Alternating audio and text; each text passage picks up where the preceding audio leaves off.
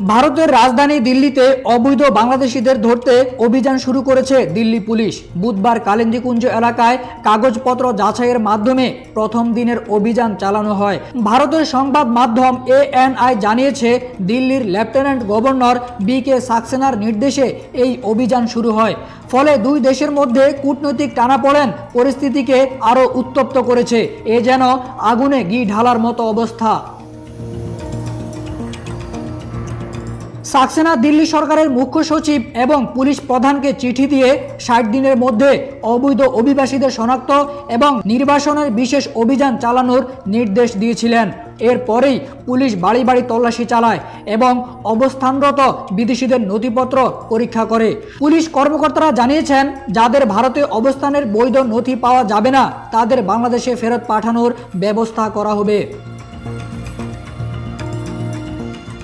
বাংলাদেশ সরকার দাবি করেছে, ভারতে বাংলাদেশকে নিয়ে অতিরঞ্জিত এবং অপপ্রচারমূলক সংবাদ প্রকাশিত হচ্ছে। ক্ষমতাসীন বিজেপি এবং তৃণমূল কংগ্রেস নেতারাও একে অপরের বিরুদ্ধে অভিযোগ তুলে উত্তপ্ত বক্তব্য দিয়ে যাচ্ছেন, বাংলাদেশের বিরুদ্ধে প্রোপাগান্ডা ছড়াচ্ছেন।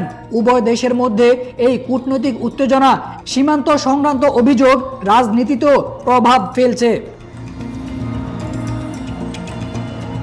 গত 5 আগস্ট বাংলাদেশে আওয়ামী সরকার পতনের পর থেকে ভারত বাংলাদেশি নাগরিকদের জন্য ভিসা বন্ধ করে দিয়েছে। একই সময়ে বাংলাদেশও অবৈধ বিদেশি, বিশেষ করে ভারতীয়দের শনাক্তে অভিযান চালানোর হুঁশিয়ারি দিয়েছে।